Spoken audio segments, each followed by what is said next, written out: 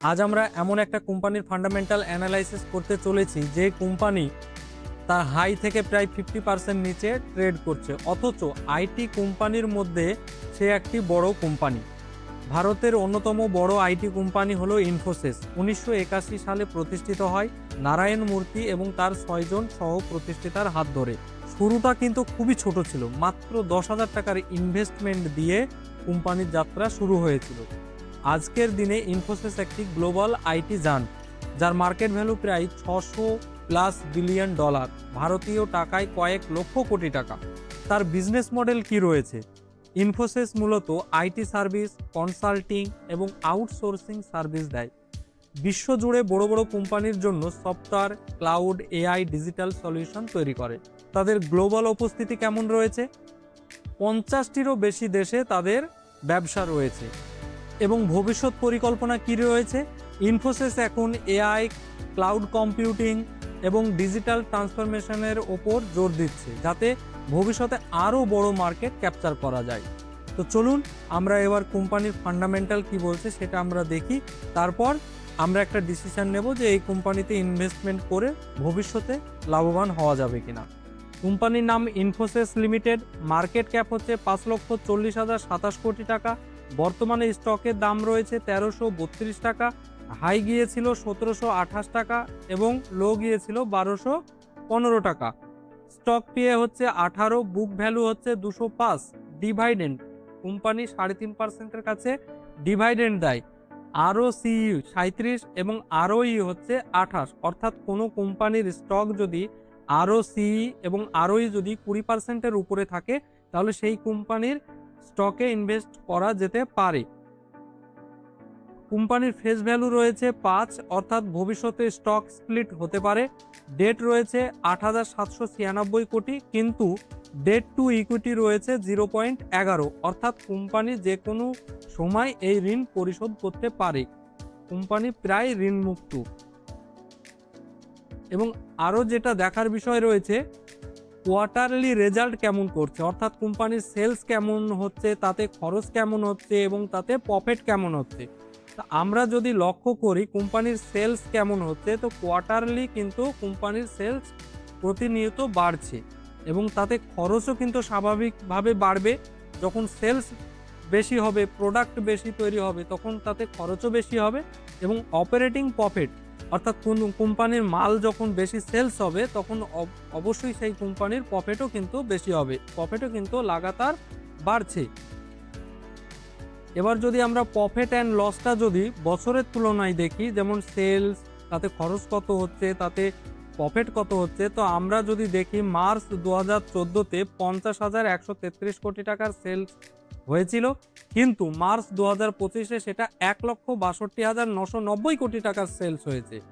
এবং অপারেটিং প্রফিটটা যদি আপনি দেখেন, মার্চ 2014 সালে 13,390 কোটি টাকার প্রফিট ছিল, আর মার্চ 2025-এ কিন্তু সেটা 39,236 কোটি টাকার প্রফিটে দাঁড়িয়েছে।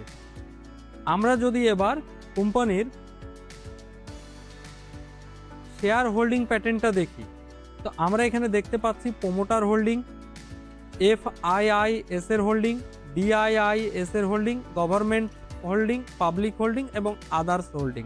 তা আমরা প্রথমে প্রোমোটার হোল্ডিং দেখব। প্রোমোটারের শেয়ার হোল্ডিং রয়েছে 14% এবং এফআইআইএস এর হোল্ডিং রয়েছে কত, 30%, এবং ডিআইআইএস এর হোল্ডিং রয়েছে কত, 41%। একটা জিনিস লক্ষ্য করতে হবে, এখানে কিন্তু সেপ্টেম্বর 2025-এ ছিল 30.8% এবং ডিসেম্বর 2030-এ সেটা বেড়ে 30.27% হয়েছে।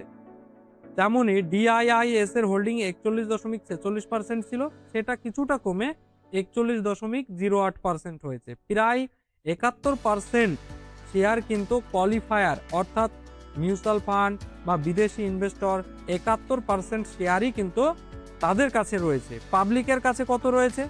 মাত্র 14%-এর কাছাকাছি কিন্তু পাবলিকের কাছে রয়েছে, মানে বাকি সমস্ত শেয়ার কিন্তু কোয়ালিফায়ার ইনভেস্টরের কাছে রয়েছে। এবার আপনারাই নিজেকে প্রশ্ন করুন, যেখানে কোয়ালিফায়ার ইনভেস্টর তারা 71% ইনভেস্ট করে বসে রয়েছে, তারা তো এমনি এমনি টাকা ফেলে রাখেনি, তারা নিশ্চয়ই এই কোম্পানি ভবিষ্যতে গ্রো করবে বলেই তারা এত টাকা এখানে ইনভেস্ট করে কিন্তু বসে রয়েছে।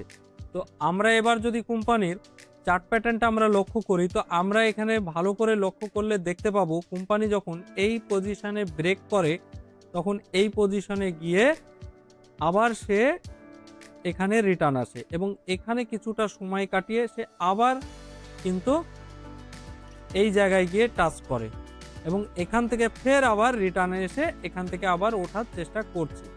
তো আমরা এখানে ক্লিয়ার বুঝতে পারছি যে কোম্পানির যে নিচে যে আমি এই যে ড্র করে রেখেছি এইটা হচ্ছে কোম্পানির হেভি বাইং জোন, অর্থাৎ এই পজিশনে আসলে কিন্তু বাইং শুরু হয় এবং উপরের যে পজিশনটা দিয়ে রেখেছি এই পজিশনে কিন্তু সেলাররা অ্যাক্টিভ রয়েছে, অর্থাৎ এই পজিশনে গেলেই হেভি পরিমাণে সেল হয়।